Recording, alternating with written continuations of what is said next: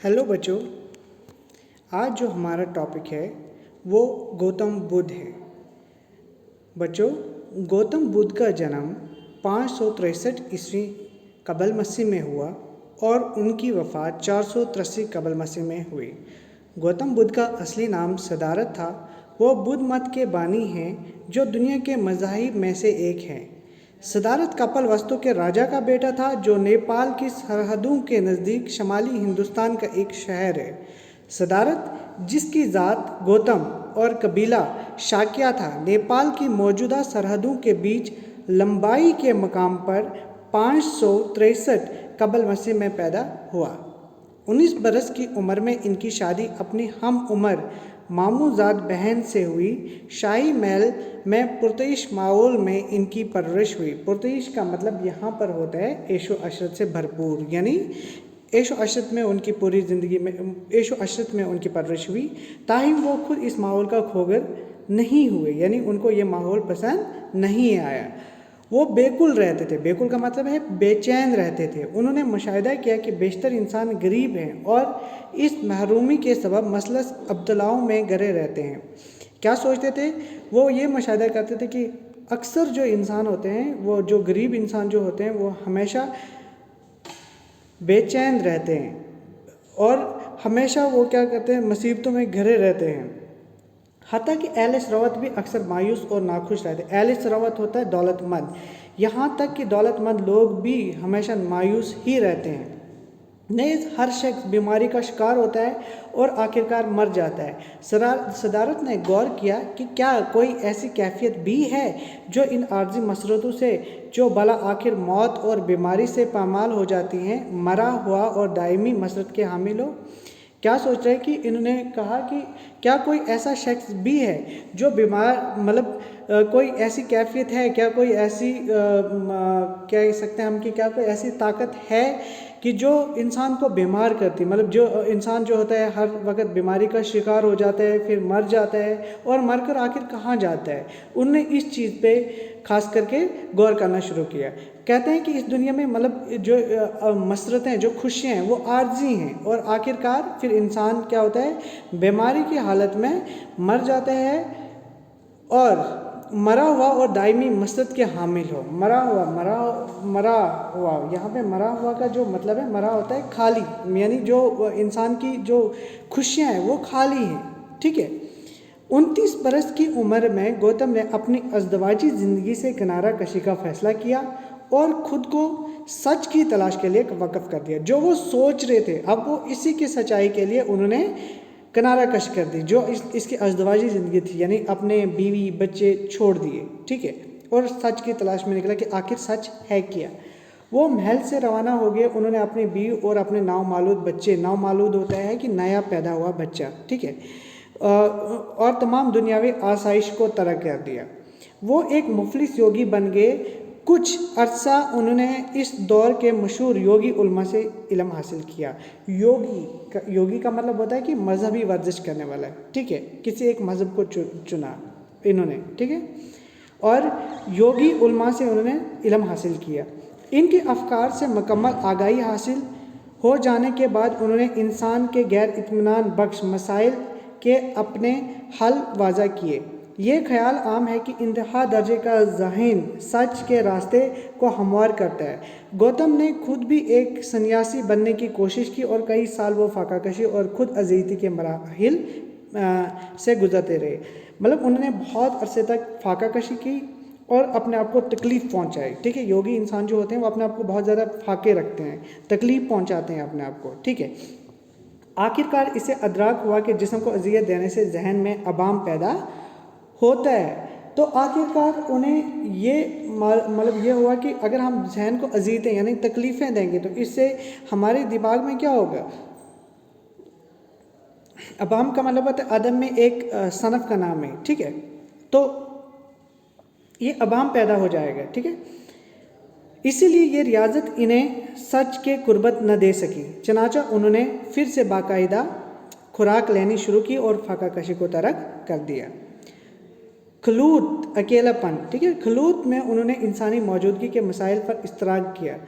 आखिर एक शाम जब वो ایک عظیم البھاسا انجیر کے درخت کے تلے بیٹھے تھے۔ عظیم البھاسا ہوتا ہے کہ بہت بڑا، یعنی انسانی شکل کا، ٹھیک ہے، انسانی قد کا، جیسے انسان کا قد بڑا ہوتا ہے، ٹھیک ہے، قد آور کہہ سکتے ہیں آپ اسے، عظیم البھاسا یعنی قد آور، انجیر کے درخت، ٹھیک ہے، اس کے تلے جب بیٹھے ہوئے تھے اور انسانوں کے بارے میں سوچ رہے، انسان کی موجودگی کے بارے میں سوچ رہے تھے، ان کی تکلیفوں کے بارے میں سوچ رہے تھے، انہیں اس چیستان کے سبھی ٹکڑے باہم یکجا ہوتے ہوئے نظر آتے ہیں۔ یعنی یہ چیستان، یہ پہلیاں، جو یہ پہلیاں تھی کہ انسان جو ہے وہ اس دنیا میں آیا، وہ خوشی کا بھی شکار ہوتا ہے، وہ غم کا بھی شکار ہوتا ہے، ٹھیک ہے، اس کو خوشی بھی ملتی ہے تھوڑی دیر کے لیے، پھر غم بھی آ جاتے ہیں۔ اب وہ سوچتا تھا کہ یہ خوشیاں کہاں سے آتی ہیں، یہ غم کہاں سے آتے ہیں انسان کو۔ تو آخرکار ایک دفعہ جب وہ بیٹھے ہوئے تھے انجیر کے درخت کے نیچے، اس کو یہ سبھی پہلیاں جو ہے وہ بجھتی ہوئی نظر آئی۔ صدارت نے تمام رات تفکر میں گزاری۔ صبح ہوئی تو ان پر منکشف ہوا کہ انہوں نے حل پا لیا ہے، مطلب انہوں نے یہ منکشاف کیا کہ میں نے حل پا لیا، تمام جو بھی پہلیاں تھیں میرے دماغ میں ان کی مجھے یعنی حل مل گیا ہے، اور یہ کہ وہ اب بدھ بن گئے ہیں، جس کے معنی ایک صاحب بصیرت کے ہیں۔ صاحب بصیرت یعنی کیا ہوتا ہے کہ ایک ایسا انسان جس کو مطلب تمام چیزوں کا علم ہوتا ہے۔ تب ان کی عمر 35 برس کی تھی۔ زندگی کے باقی 45 برس انہوں نے شمالی ہندوستان میں سفر کرنے میں گزارے۔ وہ ان لوگوں کے سامنے اپنے خیالات کا پرچار کرتے جو انہیں سننے آتے تھے، ٹھیک ہے، جو بھی لوگ ان کو سننے آتے تھے، مطلب جو اپنے مذہب کو جب یہ بدھ مت کو جب یہ پھیلانے شروع ہوا، جو بھی لوگ بدھ مت کو سمجھنے آتے تھے تو وہ ان کو بدھ مت کی تعلیم دیتے تھے، ٹھیک ہے۔ 483 قبل مسیح میں اپنی وفات کے سال تک وہ اپنے ہزاروں پیروکار بنا چکے تھے۔ اگرچہ ان کے افکار تب تک تحریری صورت میں نہیں تھے، بعد میں ان کے چیلوں نے ان کا ایک ایک حرف یاد رکھا۔ یہ باتیں نسل در نسل زبانی طور پر سینہ بسینہ منتقل ہوتی رہی۔ یعنی جب وہ یہ میسیج دیتے تھے، جب وہ لوگوں کو علم بدھ مت کی تعلیم دیتے تھے، تب کیا تھا کہ تب مطلب لکھاوٹ میں کوئی بھی چیز نہیں ہوا کرتی تھی، اور یہ سب اپنے جو ان کے چیلے بن گئے تھے، یعنی جو ان کے شاگرد تھے، انہوں نے اس ہر ایک حرف کو بعد میں جب لکھائی وجود میں آئی تو لکھائی کے وجود میں آنے کے بعد انہوں نے اس چیز کو لکھا، ٹھیک ہے، جو ان کی تعلیم تھی، ان کی تعلیم کو انہوں نے کتابوں میں لکھا۔ بدھ کی بنیادی تعلیمات کو بدھوں کے الفاظ میں 4 اعلیٰ سچائیاں 4 نوبل ٹروتھ کے عنوان سے سمیٹا جاتا ہے۔ اول، انسانی زندگی اپنی جبلی حیثیت میں دکھوں کا مسکن ہے۔ اپنی جبلی زندگی میں، جبلی ہوتے فطری پیدائشی زندگی میں، یعنی انسان جب پیدا ہوتا ہے تو انسان جب پیدا ہوتا ہے، پیدا ہونے کے بعد مطلب جو اصلی زندگی ہے اس کی، وہ دکھوں کا مسکن ہے، یعنی ہمیشہ انسان کی زندگی جو ہے وہ دکھوں سے بھری ہوتی ہے۔ دوم، دکھوں کی وجہ سے خواہشات کا ہونا، اور دکھ کی وجہ کیا ہے کہ انسان کی جوں جوں خواہشات بڑھتی جاتی ہیں تو انسان کا دکھ بھی بڑھتا جاتا ہے۔ سوم، تیسرا، خواہشات کو پیدا ہونے سے روکا جا سکتا ہے کہ جتنی خواہشیں انسان کے اندر بڑھتی ہیں ان کو ہم پیدا ہونے سے روک سکتے ہیں، اپنی خواہشات کو ہم کم کر سکتے ہیں، ٹھیک ہے، اسے اصطلاحاً نروان کہا جاتا ہے۔ اس کے لغوی معنی پھٹ پڑنے یا تنسیق کرنے کے ہیں۔ چارم، اس کا علاج نہ کڑی تپسیا ہے نہ سیل پسندی، بلکہ میانہ روی سے کام لے کر یہ مقصد حاصل کیا جا سکتا ہے، ٹھیک ہے، یعنی خواہشات کا علاج کیا ہے، ہم کوئی کڑی تپسیا سے اپنی خواہشات کو پورا نہیں کر سکتے، یا ہماری کڑی تپسیا جب ہم کریں گے تو ہماری خواہشات پوری نہیں ہو جائیں گی، بلکہ ہم نے میانہ روی سے کام لینا ہے، ٹھیک ہے، نہ زیادہ خواہشیں رکھنی ہے اور نہ کم رکھنی ہے، ٹھیک ہے۔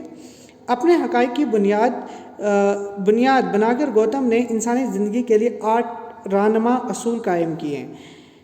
رہنما، جس پر کہا کہ انسان کو ان 8 اصولوں پر چلنا ہے، جن کو اشٹ انگ مارگ، یعنی بدھ مت دھرم میں اس کو کیا کہا جاتا ہے، اشٹ انگ مارگ کہا جاتا ہے، 8 اصولوں کا راستہ کہا جاتا ہے، ٹھیک ہے۔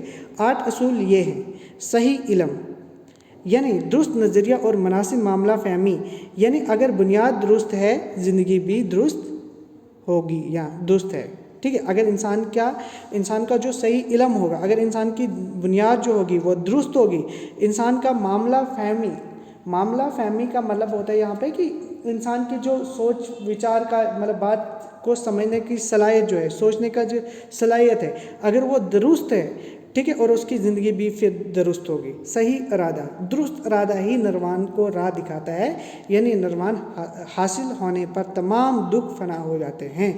निर्वाण यानी निर्वाण हमने ऊपर ही पढ़ा कि निर्वाण क्या होता है, नजात, ठीक है, कि इंसान को नजात हासिल करने के लिए उसने अपने दुखों पर क्या बोला यहाँ पे कि इरादा, सही इरादा रखना है, कि दुरुस्त इरादा ही निर्वाण को राह दिखाता है, कि रास्ता निर्वाण जो होता है, नजात, जो दुरुस्त इरादा होगा हमारा, जो पक्का इरादा जो होगा और सही इरादा जो, वही हमें नजात दिलाएगा दुखों से, ठीक है। सही कलाम, हक गोई, नरम लहजा, मोहब्बत भरी बातचीत यानी शरीम बयानी ज़रूरी है, और गलत गुफ्तगू झगड़े को दावत देती है। हमें जब किसी से बात करनी है, अपना नरम लहजा रखना है, मोहब्बत भरी बात करनी है, ठीक है, यानी इतनी मीठी बात करनी है कि दूसरे पे असर कर दे। तो इससे अगर हम गलत गुफ्तगू करेंगे, गलत बातचीत करेंगे तो इससे झगड़ा पैदा होगा।